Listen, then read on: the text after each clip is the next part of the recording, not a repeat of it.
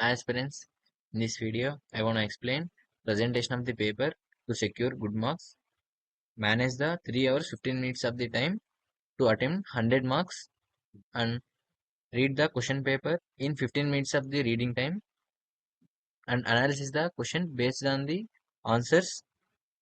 Strategy I used for securing the 88 marks in audit.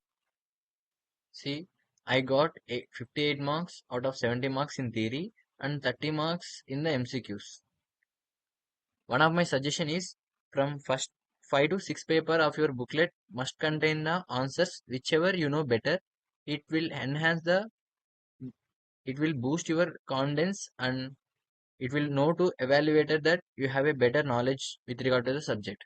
And try to write the question at middle of the page by underlining the question or draw a box around the question. It will to identify the question easily, and write the essay number and title of it if you remember.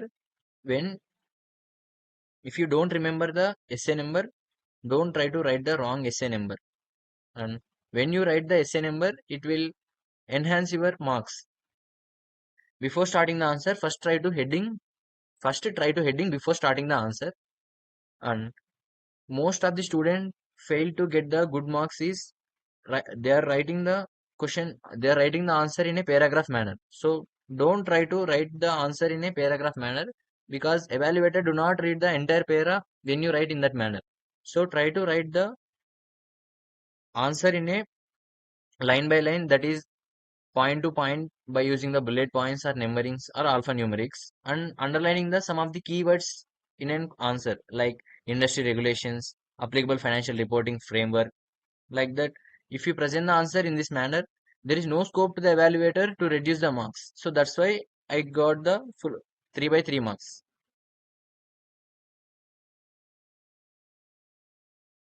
See, in this question, they asked for a 4 marks, but I presented almost 9 points. They consider only the 4 points because evaluator required the only exactly pinpoint answer.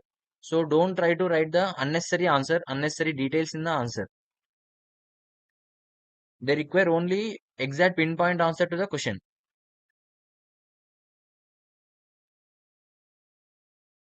See here, I presented almost 60% of the paper. I get the 3 by 3 marks because I made the presentation in that a manner like point by point, and use underlining the keywords, give the space between the points, like one line between the each point, if you present it in this manner.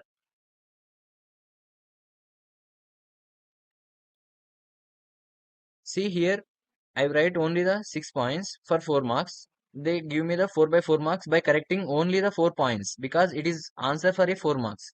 And when you are reading the audit subject, try to learn the points which is easy to remember, like determining the materiality. Even though I write only the 3 word answer in a line, they give me the 1 mark for it. No, try to know some of the tips and tricks to presentation and preparation for audit exam.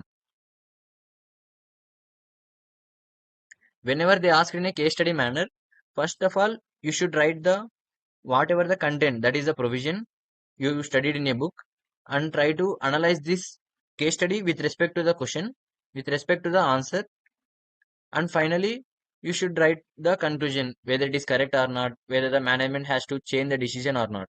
It will easy to understand the evaluator whatever you written in the answer. So they give the full marks.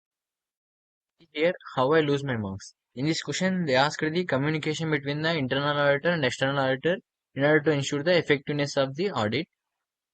I've written what the external auditor to consider before choosing the internal auditor.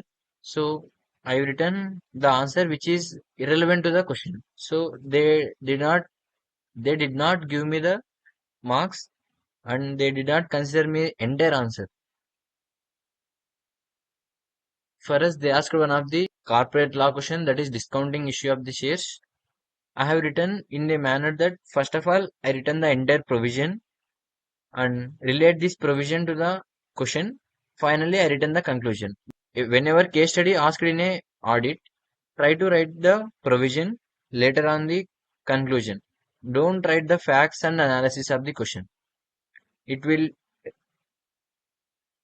It will waste of your time and there is no marks for the facts and the analysis.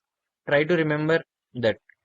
See here, they asked the reporting responsibilities in case of Nidhi company under Caro 2020. I have written only the exactly 3 points whichever available in the study material.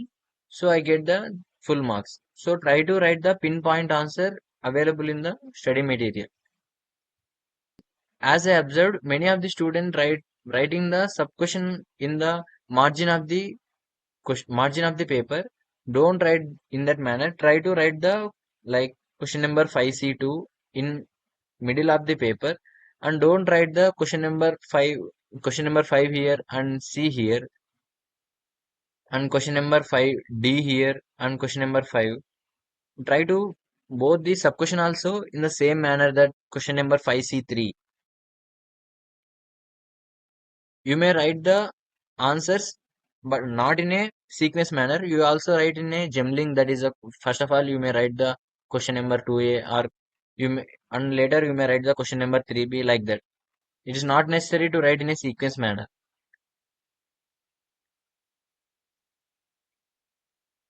You should remember that I say step marking is based upon the quality and sufficiency of the answer, but not based upon the quantity.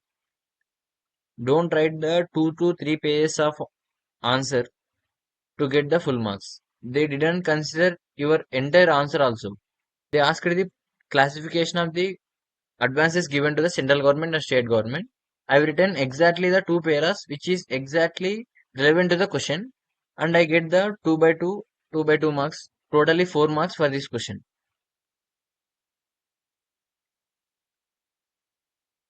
So try to write the exact answer when you know, and don't write the unnecessary details in the answer.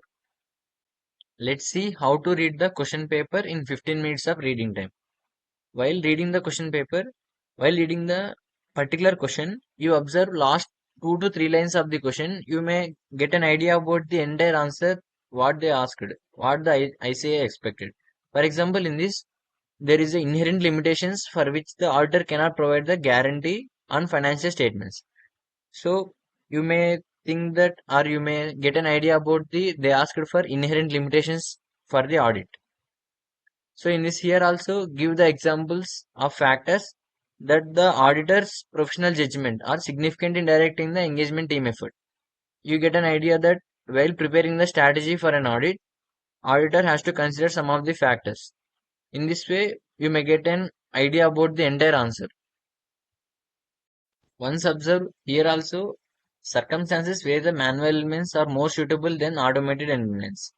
So you get an idea about the where the manual elements are important than automated controls. So if you read the question paper in that manner, it will save your time and choose the questions easily that you know better. And how to manage the time during the exam.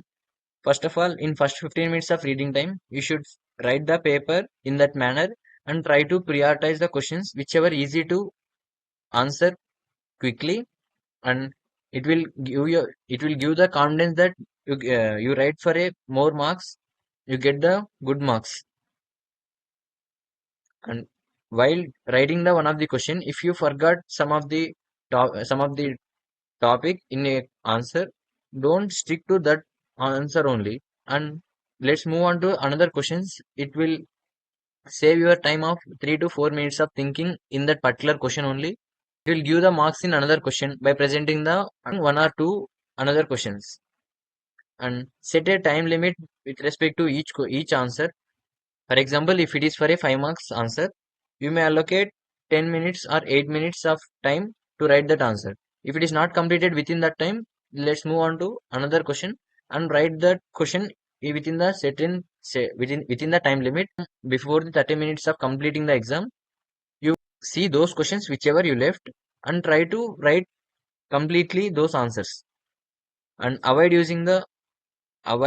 to write the 2 to 3 pages answer, and write the answer which is asked in the question, but not what you know about the answer. Let's see how I secured 88 marks and my some of the strategies to getting that 88 marks. First of all, I prefer to make the more revisions of the concept, because When we do the more revisions, it will enhance your knowledge and get the more clarity on the subject. Avoid doing the question banks and scanners. When you're doing the question banks and scanners, you have idea about those questions and the case studies. When they asked some of the new case studies and questions, you didn't get the idea within less span of time. So try to make the more revisions. I almost made the 6 revisions of my entire audit subject, and after completing the study of each concept, I try to practice some of the key points in a paper. It will made me to remember for a longer period. Once you write on a paper, it is equal to the 20 times of reading. So my advice is to practice on the paper after completing the each concept. And at first time, while I studying the audit subject, I felt it is a difficult one to complete within the time limit. So in daily in daily timetable, I allocate about 2 hours for the audit subject to study and revise the some of the key points on daily basis. And one of my strategies is to first complete the topics which are lengthy and difficult and which cover the more marks. So many students make the mistake that at first they study the small concepts and leave the at last they leave those lengthy and difficult topics which cover the more marks. So try to be different from others. It will enhance to score good marks and which give me the confidence for examination when compared to my friends.